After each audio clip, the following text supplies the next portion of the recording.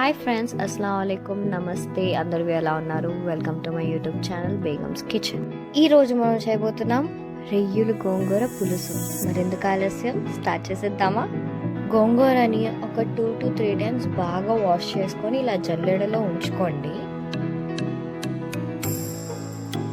ముందుగా గోంగూరని ప్రిపేర్ చేసేసుకుందాము.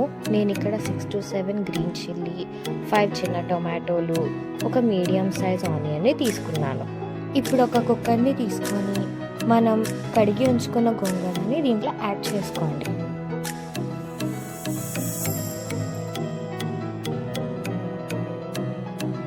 మనం కుక్కర్ పెట్టుకుంటాం కదా, సో దాని తర్వాత గోంగూర మొత్తం మగ్గిపోయి కిందకి హాఫ్ వరకు వచ్చేస్తుంది. సో చిన్న కుక్కర్ అయినా మనకి పర్లేదు, పెట్టుకోవచ్చు. ఇప్పుడు ఇందులో కొంచెం చింతపండుని యాడ్ చేసుకోండి. ఇప్పుడు ఇందులో పెద్ద ముక్కలుగా ఆనియన్ని కట్ చేసుకొని వేసుకోండి. ఎందుకంటే ఎలాగో మనం కుక్కర్ పెడతాం కాబట్టి ఇవన్నీ మగ్గిపోతాయి. చిన్న ముక్కలు కట్ చేసుకోవాల్సిన అవసరం లేదు, పెద్ద ముక్కలే సరిపోతాయి. పచ్చిమిరపకాయల్ని ఇలా హాఫ్గా కట్ చేసుకొని వేసుకోండి. గోంగూరలో ఎక్కువ పచ్చిమిరపకాయలు పడతాయి. ఒకవేళ మీకు స్పైసీ వద్దు అంటే కొంచెం పచ్చిమిరపకాయలు తగ్గించుకోండి, పర్లేదు. సేమ్ ఆనియన్ ఎలా కట్ చేసుకున్నామో అలాగే టమాటాలని కూడా కట్ చేసుకొని వేసుకోండి.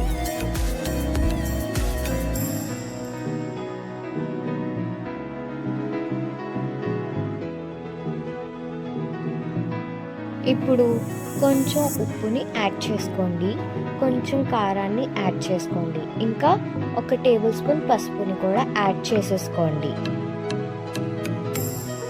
ఒక గ్లాస్ అంత వాటర్ని కూడా యాడ్ చేసుకోండి, ఇవన్నీ బాగా మగ్గడానికి.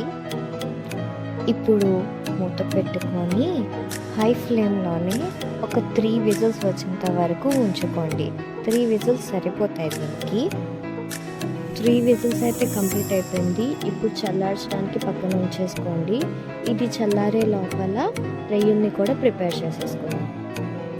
స్టవ్ ఆన్ చేసుకొని కడాయి పెట్టుకొని కొంచెం నూనె యాడ్ చేసుకోండి. ఇక్కడ నేను ఒక ఆనియన్ని చిన్నగా కట్ చేసుకొని ఇంకా ఒక పచ్చిమిరపకాయని చిన్నగా కట్ చేసుకొని ఉంచుకున్నాను. వీటిని ఆయిల్లో యాడ్ చేసుకొని బాగా వేయించుకోండి.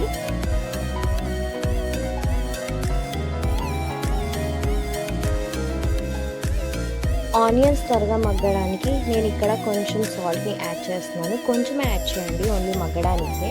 ఎందుకంటే మనం గోంగూర కుక్కర్ పెట్టుకున్నప్పుడు కూడా సాల్ట్ యాడ్ చేసాం కాబట్టి ఓన్లీ మగ్గడానికి యాడ్ చేసుకోండి. ఆనియన్స్ అయితే బాగా వేగిపోయాయి.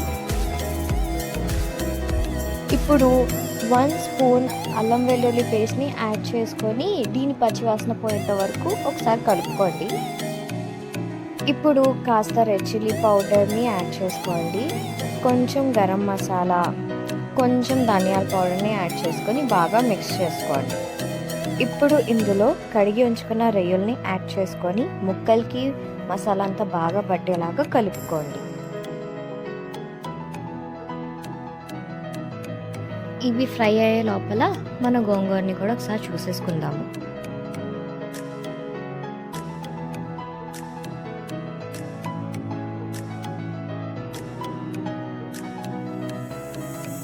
ఇప్పుడు దీంట్లో ఉన్న వాటర్ని ఒక గిన్నెలో ట్రాన్స్ఫర్ చేసేసుకొని దీన్ని బాగా స్మాష్ చేసేసుకోండి.